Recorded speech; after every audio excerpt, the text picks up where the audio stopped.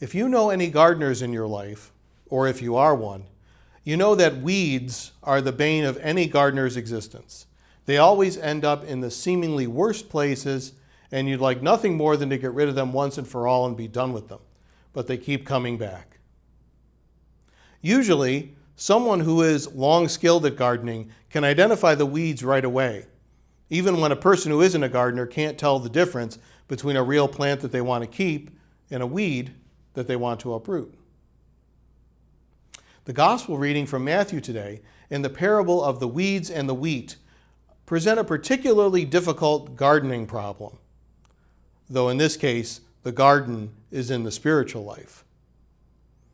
A sower plants good wheat and seed, and then someone else comes and sows weeds next to the good seed. Unlike with plants that we might work with, in this case, the wheat and the weeds, when they sprout, look almost completely identical. You wouldn't be able to tell by looking which one it is until it flowers fully. Hence the problem, which the sower mentions to the servant. If you take up the weeds, you might pull the wheat along with it because they look almost the same. So the sower needs to let them grow together until harvest. Now I can imagine that for some of those who were listening to Jesus' parable here, this might not have been a satisfying solution, especially since the parable was supposed to have a deeper spiritual meaning, as Jesus' stories always did. Why wait so long to separate them, they might ask.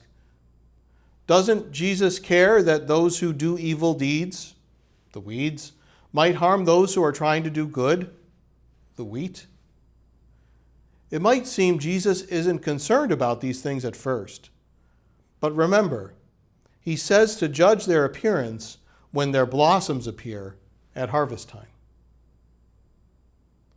See what comes out of them. See what fruit they bear. See how they conduct themselves. Then you will see clearly how you can be spiritually enriched by those who do good and how you avoid falling under the influence of those who do evil. And since each of us is a sinner, it is a reminder that sometimes we can be both wheat or a weed. And we sometimes have to garden on our own hearts so that our spiritual life doesn't get full of weeds. So Jesus says, be patient, be observant, carefully watch, and then you will be ready to act when the time comes.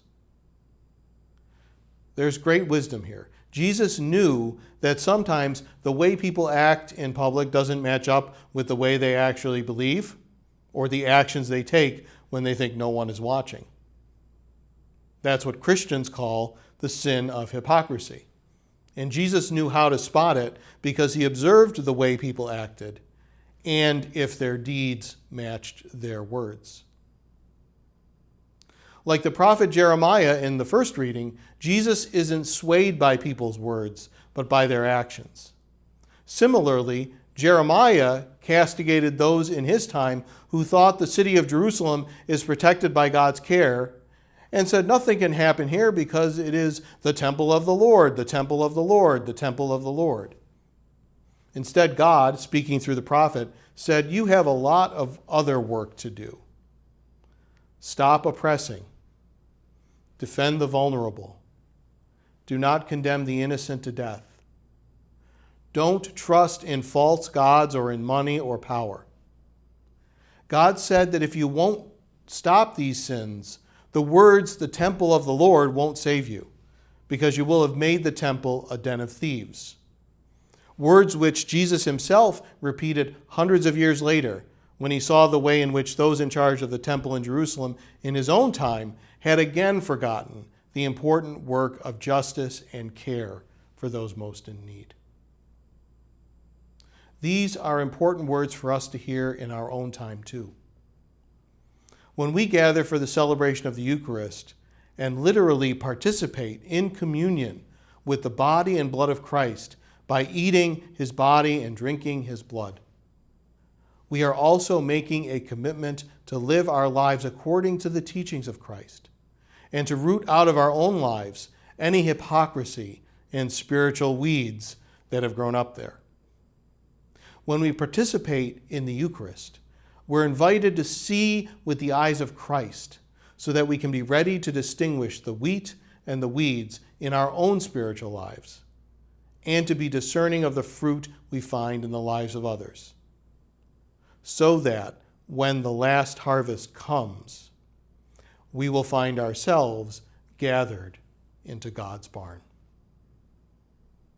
God give you peace.